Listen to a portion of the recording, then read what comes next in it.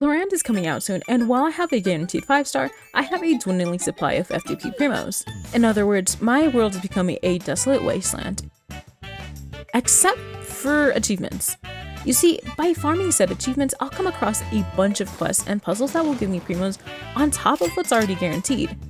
So I'm determined to hunt down every single one.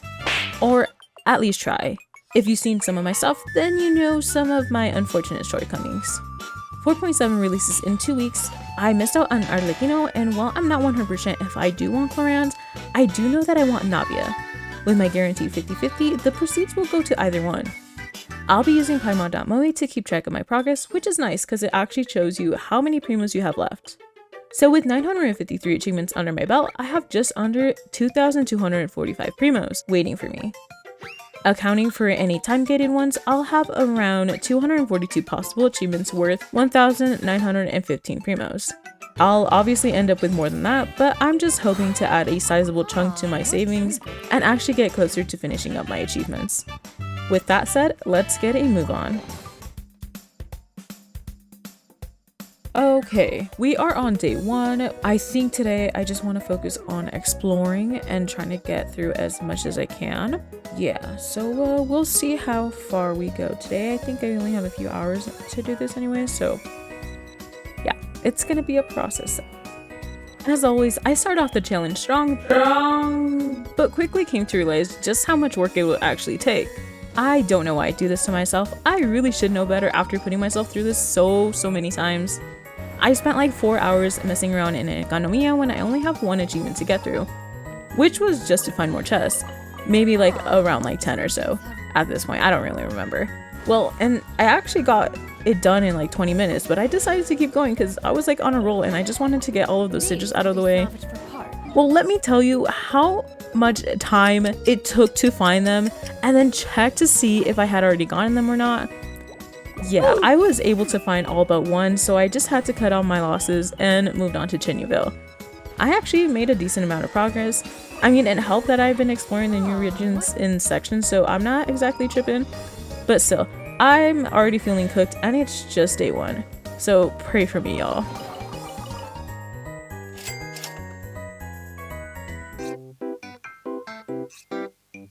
Today is day 2. I'm going to be a lot more smarter about what I'm doing today because I wasted like 6 hours. So I'm going to be a lot more smarter today and I'm just going to finish everything. As soon as I'm done with everything in Chenyville, I am out of there. I am on to the next region. It took me around an hour to find what was left of the chest, and I moved on immediately to find what was left of the Sealies, time trails, and the spirit carps. The Sealies were stupid easy to find. I looked on the interactive map, picked a spot, and bam, there was a set of 3. It was on the first try too, so that was nice. The time trials were the same. At this point, I only needed 2, and I ended up finding a 3-part challenge, which was awesome. Now, it was time to close out Chenyville and finish finding the spirit carp. Luckily, the Range 8 Oblation told me where the last 2 were, so it was a breeze and I could move on to the next region. Inazuma. This one should have been easy in theory. After all, I only need to find 3 Electro Sealy and 14 chests. The thing is, I haven't explored the island in years, and I'm pretty sure that most of those chests are going to be in the form of puzzles at this point. 3 hours later. Yeah. I'm ashamed to say that it took me like nearly 3 hours to find 16 chests and 3 Electro Sealies.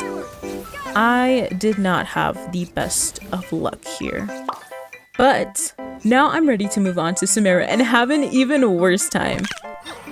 I'm starting off with the desert because I only need like 3 time trials compared to 52 chests, 6 time trials, and the entire Tree of Dreams. So off I went and... oh. Wait, that took like 10 minutes at best. In all seriousness, once I started getting into it, it actually wasn't that bad. I think exploring in Sumeru is just a lot smoother than Inazuma. Wait. And it helps that the maps from 3.0 onwards are layered, and with the help of the update compass, it went a lot smoother. I did reach a roadblock like 30 chests in, as the compass wanted me to get a chest that I couldn't get access to me needing to complete like a whole different achievement set, which, was to like destroy the rock pillars, but honestly it was pretty easy to do since I got like a whole bunch of rewards out of that and an achievement. So yeah. But what made me mad was the fact that the last chest that I got from that challenge was 399 out of the 400 I needed. It would have been a great end to the night, but no. I had to go out of my way to go and find one. So I'm hoping that the coming days are much smoother. I'm not looking forward to having to fish or any of the repetitive achievements. But yeah, I'm looking back, I'm probably...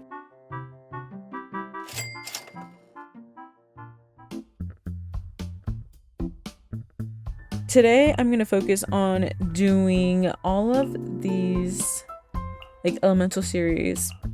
So hopefully I'm able to do like a lot more. I think I still have like 300 left to do total, but hopefully we can get like at least like 50 plus. So I'm going to start off with these ones, watch a few tutorials, so hopefully it goes well. Foolishly, I chose to focus on the Elemental Specialist and Challenger series. As someone who is not a Genshin pro gamer, these are a lot harder than I thought they were. Not because of my damage levels, but because of timing. Despite many of my characters having the dookiest of builds, they were still insta-killing the enemies and couldn't trigger reactions, even if said reactions would pop up on screen. Taking off their artifacts helped for some of the achievements, but the same can't be said for others. I don't know what's worse, repetition or running around in search of something that may not even exist. Honestly, day 3 made me rethink my entire life. After a break from the insanity, I came back and started working towards the tip-hop achievements, which was a mistake as well. It took hours to get through, and I didn't even get it because I'm illiterate and misread the achievement in the first place. But I really hit my stride once I started the Wonders of the World achievements. Honestly, I was so scared of those when they were in fact my savior. I was able to get past the 1000 mark of achievements before I called it quits for the night. Instead of going big.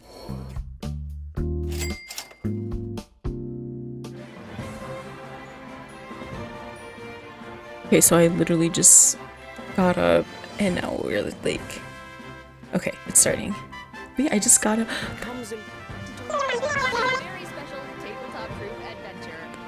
We're gonna look like we're part of the conversation. I'm so excited. At this point, I'm certain that I want Clorinde. After all, I've spent all of this time farming, and wouldn't it be a waste to not summon? She looks so cool.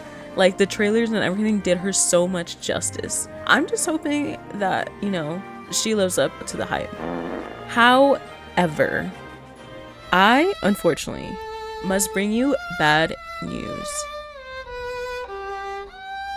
Due to obligations outside of the game and forcing me to touch grass, I could only complete like 15 achievements in the span of 7 days.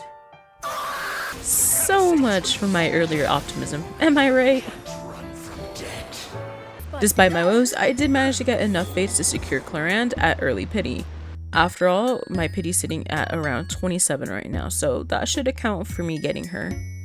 But this time my disappointment isn't about the fates. More so, it's due to my failure in not completing my achievements. As always, I overestimated my own skills in both time and planning, and I ended up falling short by, yeah, quite a few. It do be like that. But don't worry, I will finally secure the bag and get most of the achievements done before Nightline arrives, which I'm super excited for. Stay tuned for part 2, and I'll see you in the next one.